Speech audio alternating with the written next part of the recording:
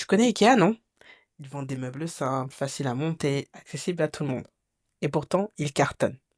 Ils n'ont pas cherché à devenir un fabricant de meubles haut de gamme ou ultra techniques. Ils ont juste compris un truc essentiel. La majorité des gens veulent des solutions simples qu'ils peuvent utiliser eux-mêmes. Et si toi aussi tu as arrêté de vouloir impressionner pour enfin aider les bonnes personnes? Moi, c'est exactement ce que j'ai compris à mes dépens quand j'ai commencé à parler d'emailing. Et je t'en parle dans cet épisode. Bienvenue dans Mission Emailing, le podcast où on apprend à faire de l'email une arme secrète pour son business. Moi, c'est Phyllis, consultante et formatrice en emailing. Après plusieurs années à travailler comme responsable communication et à accompagner des entrepreneurs, je me suis spécialisée dans un canal sous-estimé mais ultra puissant, l'emailing. Si tu veux des stratégies concrètes, des astuces simples à appliquer, des partages d'expérience et une bonne dose de motivation, tu es au bon endroit. Alors installe-toi bien et c'est parti pour l'épisode du jour. Allez, petite story time. Quand j'ai lancé mes premiers contenus sur l'emailing, j'étais à fond. Je voulais prouver que je connaissais mon sujet. Alors, je balançais des termes comme taux de conversion, A/B testing, copywriting émotionnel, lean nurturing, blablabla. J'étais dans mon truc. Je voulais bien faire pour prouver que je maîtrisais la chose, quoi. Et tu sais quoi? Je parlais à un mur. Très vite, je me suis demandé, mais pourquoi j'ai si peu de réactions? Pourquoi personne ne clique? Pourquoi personne ne répond? Pourquoi personne ne pose de questions? Et en fait, j'ai mis du temps à comprendre que les personnes qui m'écoutaient, qui lisaient mes emails, mes posts, etc., n'étaient pas à ce niveau, en fait. C'était des entrepreneurs, comme toi peut-être, qui savaient que l'emailing, c'était important, mais elles ne savaient pas par où commencer, ni comment faire, et comment s'y prendre. Et donc là, j'ai eu cette révélation. Ce n'est pas parce que quelque chose te semble simple que c'est simple pour tout le monde.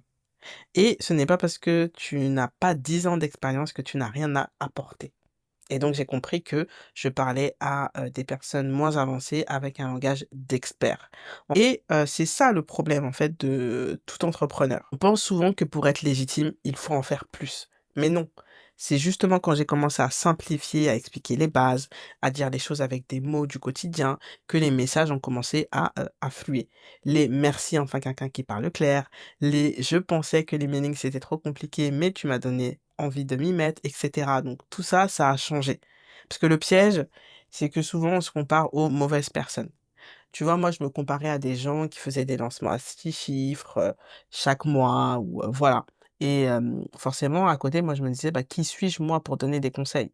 Enfin, on regarde des experts de notre secteur, ceux qui ont des années d'avance, alors que la vraie majorité, celle qui a besoin de nous, elle n'y connaît rien à notre domaine.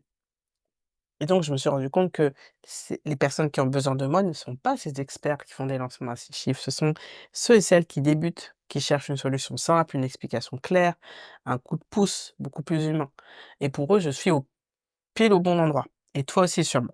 Et ça, bah, c'est une chance parce que eux, ils ont besoin qu'on leur parle simplement, qu'on les aide à faire les premiers pas et c'est exactement là que tu peux avoir un véritable impact. Alors aujourd'hui, j'ai envie que tu retiennes ça pour cette dose mindset, c'est que tu n'as pas besoin d'être la meilleure ou le meilleur pour être utile. Tu as pas besoin d'avoir tout compris pour aider quelqu'un à faire ses premiers pas et surtout, ce n'est pas parce que tu n'es pas experte que tu n'as pas de valeur. Alors je te laisse avec ça aujourd'hui. Ce qui te paraît basique est parfois une révélation pour quelqu'un d'autre. Donc non, tu n'es pas trop simple. Tu es utile, tu es légitime et tu as quelque chose à transmettre.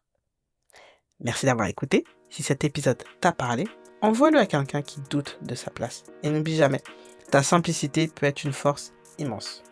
À très vite dans le prochain épisode.